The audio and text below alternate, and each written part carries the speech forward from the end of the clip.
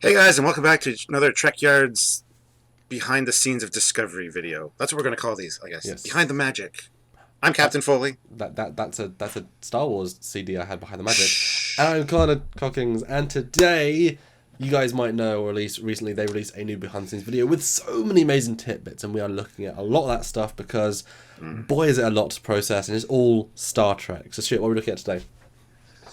Today we're going to look at costumes. Yeah.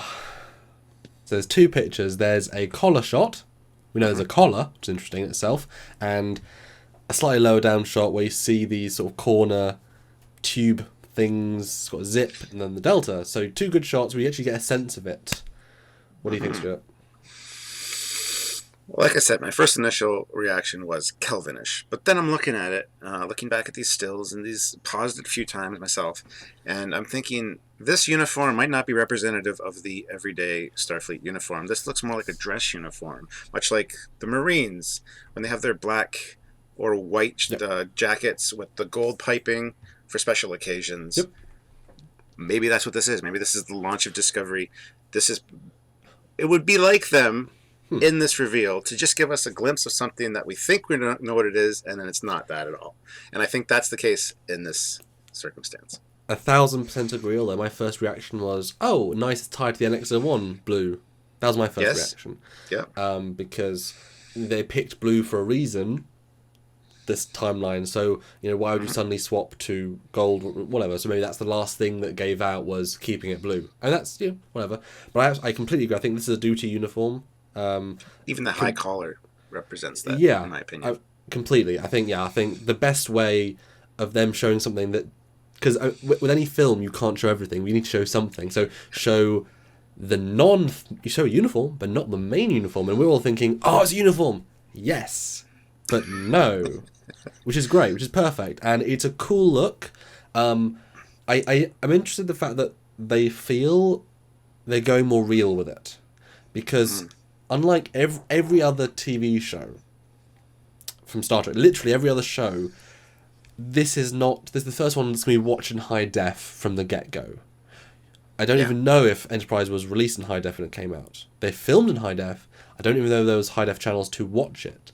Yes, after the fact, and TNG held up really well, but they are now filming and to be watched in high def, and even possibly even 4K. We don't know. Yes, the JJ Mm-hmm. movies were made in that way as well, so in the features, but Yeah. this is the very first one, so you're going to see seams. So the TNG and things uniform, they have sort of fabric, but now you've got these little sewing marks. I mean, it's so much more real. Well, while you were talking, I came up with a new thought. Yeah. We know in Star Trek, we know from the motion picture, we know from Yeah. TOS, we know from TNG, the Yeah. Admiral's uniforms are also very different than the standard Hmm. uniforms. This Hmm. could also perhaps be an Admiral's uniform. Hmm. Instead of a dress uniform or whatever, it could be just a regular Admiral's uniform. Again, Hmm. maybe seeing off Discovery, promoting the captain to Discovery, something along those lines. So, Well, Archer has sort of a dress uniform-ish at the end of Star Trek yes. Enterprise, and it's again a bluey and a bit more like And this, maybe. it ties into this with the higher collar and stuff. I Hmm. know it's for a fancy presentation. It's a dress uniform, but it very closely ties in with this. That's really interesting. Um, I mean, I like I like having the braiding on the shoulder. I think it's more. It's like an interesting in between step because it's wearing it on your sleeve, almost like sort of TNG style, but keeping the feel of keeping the essence of TOS by having the braid. Is a bit more in your face, but then so is TNG because you can see the division. So I mean, but it's interesting. It's certainly not my favorite uniform, and it certainly won't be my favorite uniform but it feels like I a don't know. real person's uniform. I That's the like it, interesting and thing.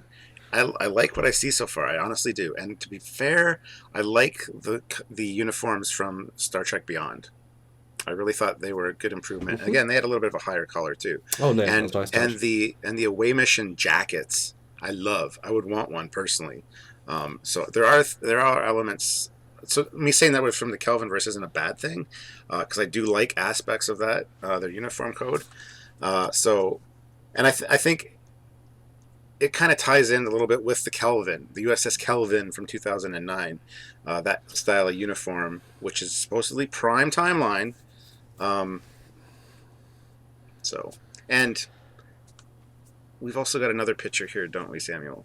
Yes, That it we want to show also people. has some vague similarities to the cage. I mean, the cage is actually this timeline-ish. That should be Yep. the temporal, what it's most similar to, and it is a blue ear. I mean, that's the away team. That's the away team one. But Hmm. this could be two. I mean, we don't know. We're saying we're saying whatever we're thinking. But not only is linking to the cage, but if you remember in Star Trek Beyond, which again is a JJ verse, like you just said, we see another iterative step in the evolution of uniforms. The Franklin uniform, which is the uniform that Spock wears. It's quite convoluted here because he's just found one off the rack. It's another blue uniform, clearly linked to the NX-01 with that. That's what we were going with. Got the embroidery with the NX-01. Got the red, colours of later eras. But if you look at the patterning, the shoulders are very similar. It's fabric. It's sewed together. It's got the delta in a very similar place, very similar style. Which, if you look, the problem with the Kelvin timeline is if it's an alternate universe from the start, they can't link. If it's an alternate universe, but the things that existed before the split are also from our universe, then this uniform is the very first Starfleet uniform because they were launched just after the Federation was formed. So this is the very first Starfleet uniform, which I'm fine with. It's a fine uniform. It's a great amalgam.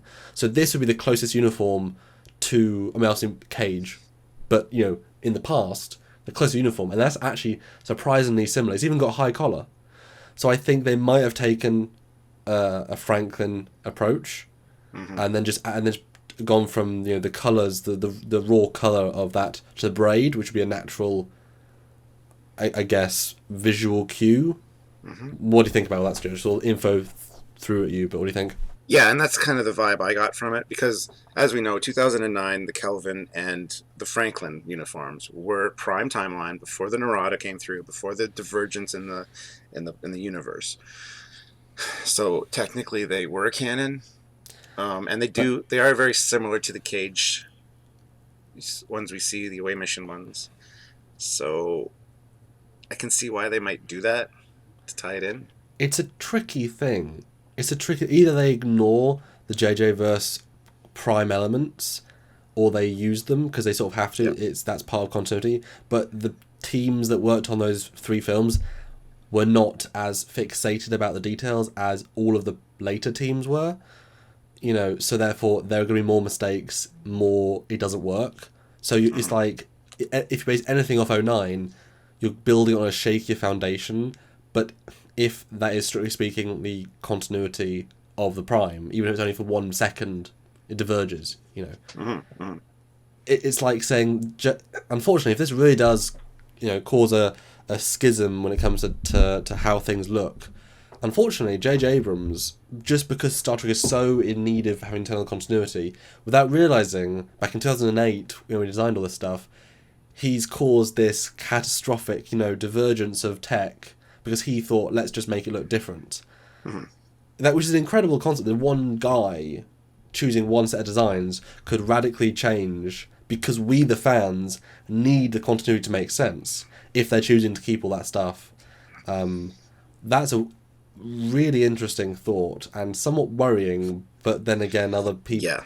But then again, once Andrew Probert designed, things for the motion picture, that became the aesthetic. Or once, the TNG D was designed, that aesthetic carried on. So I mean, somebody like Rick, designs the Voyager, that then things can carry over, but from one person. But they were all positive, we all think. God, we Trek fans and the continuity. It's tricky, isn't it, Stuart? It is. Oh. It really is. Last question, Stuart, because this has been a big hot topic. Stuart, look Yes. at me through the camera. Not that Into fun. your soul. My Trek soul. The Delta is, why is it the Enterprise Delta? The Enterprise is out there, but it's, to be fair though, this could just be an Enterprise uniform. To be fair, they don't say it's not. Why is it the Enterprise Delta? Why is it not the Defiant or the Excalibur? The other canon, other uniform Deltas, Stuart. Now, I know both answers, but I'll let you go because you're the TOS guy. Answer me that, all those people who say it in the comments and pre-comments, because they're all going to be thinking it. Because it's Captain Robert April of the Enterprise. Oh, That's nice. why they wanted to throw us off. Um, don't get me started on the Delta, because, as we know in TOS, all the Constitution class ships, at the very least, and starbases had their own insignia patches to differentiate themselves. Except when they didn't. Exactly, which is just we need that uniform for this scene. Yeah. But then JJ came along, and of course the guys on the Kelvin, pre-Enterprise, were wearing the Delta. So it bugs me to no end. That is something that Starfleet didn't adopt, that Delta for their logo, until just after Kirk's 5-year mission, before the refit, and then it became the fleet-wide standard. So I don't know is the answer, but it's a nice looking Delta. It's nicer than the JJ ones. To be fair, the Kelvin could have been the Starfleet Delta, which then got reassigned as the Enterprise logo in memory of the Kelvin's destruction. Because the Kelvin's before the Enterprise. You know what? That's very interesting. And then, ironically enough, the son of Kirk becomes the captain of the Enterprise. Although the Kelvin that's a little bit too convenient, though, don't you think? The Kelvin didn't get blown up in the first timeline, though, so it was probably around at the same time, or decommissioned. But that could be an easy solve, and actually completely reinvent the idea of the Delta. Although, now as you guys know, there are two schools of thought. The production team wanted there to be different things, but there's both memos that say make sure they're different, and also Gene wanted them all to be the same because Starfleet has the single Enterprise. So it is both. You know, it made it into canon as both. So you can argue either way, which is the confusing part.